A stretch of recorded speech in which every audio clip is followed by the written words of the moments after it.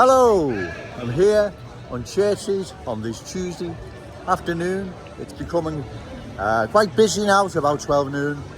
Sun's coming out. It's a nice day. There's some religious people out. There's one or two buskers further down, but it's a bit quiet at the moment, so I thought I'd make this video. I want to address this message not just to the good people of Liverpool, but the people right across the country. I'm sure people watch my videos and maybe many others and say, well, what can we do, Joe? Nothing's going to change. Nothing's going to happen, right? What can we do? Well, I understand that. And that was the case, say, decades ago. Let's say in the 70s. The 70s, you had a 3-day week. You had blackouts, strikes, industrial action. It was really bad times. Yet, everything continued as normal. Whereas the times of today are not the same, right?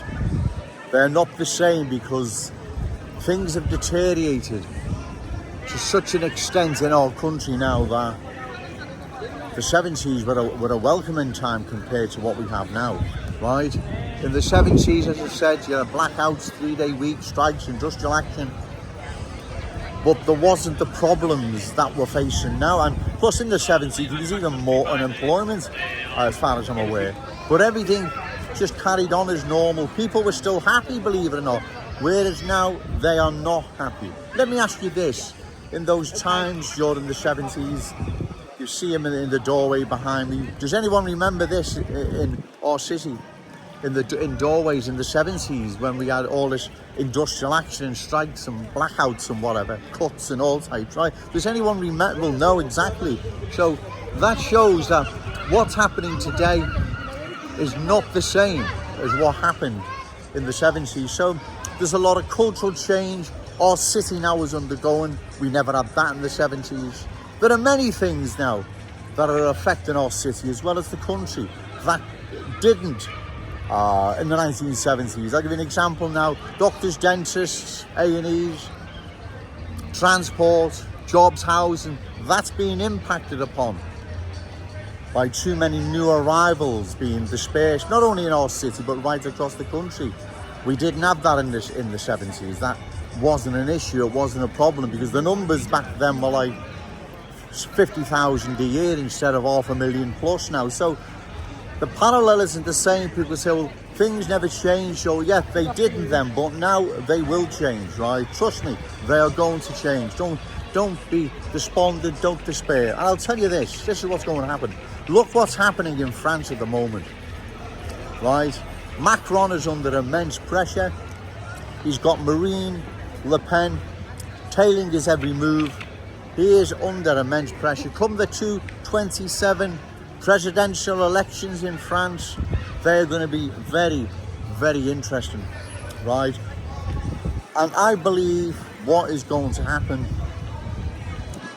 is that pressure is going to be brought upon these liberal leaders across the West, and they either change or we change it for them. It's that simple. And we do that by standing in elections, not marches or demonstrations. Standing in elections, putting leaflets through doors, knocking on letterboxes and talking to the good people and explaining what needs to change and how we're going to change it, right? We can do it. We bring that burden, that pressure upon these liberal leaders, and they will have to change, because if they don't, then they'll be in a situation they are now in France. And eventually, if Macron doesn't change, then the people of France will change it for them. And I believe the same will happen here, not just in our glorious city, but right across Britain and the west of Western Europe, right? So don't despair, don't get demoralised. What can we do, Joe? Look at me, look at myself. I stood in Kensington and Fairfield all by myself. I had a few donations from some good friends. I didn't have no big political backup or network. I'd done this all by myself. If I'd have had a proper, well-oiled political party, trust me, I would have, and a lot of helpers and canvassers, I would have done immensely more than what I did. So we can change this. In fact, we have to change it. There is no ifs or buts. Our country, our city, Western Europe it is crumbling, it's coming apart, and it's due to these liberals, it's due to liberalism and mass immigration. And when I say mass, I mean just out of control immigration. Like I've said before, in the 1970s, you had all the strikes, blackouts, industrial action, you had the lot, but you didn't see or have what we have today. People are not happy. They were still happy in the 70s. I loved the 70s. I grew up as a child in the 70s. The TV was great. I loved life. Who loves life now? It's depressing. It really is hard to get through life without having some stress, literally bringing you to your knees. Did we have this in the 70s? Those old enough to remember will know. Right, so our times are different now, right, and change is coming. Yes, it's not going to come tomorrow or next week, but it's coming. The leaders in this country and across Western Europe, they can see that unless change is implemented and they start listening to the likes of, say, as an example, Marine Le Pen, then they know they've got serious problems on their hands where they're going to be kicked out of power and someone else is going to be elected and put in, and they know that. So they either change, and if they don't, then we change it for them.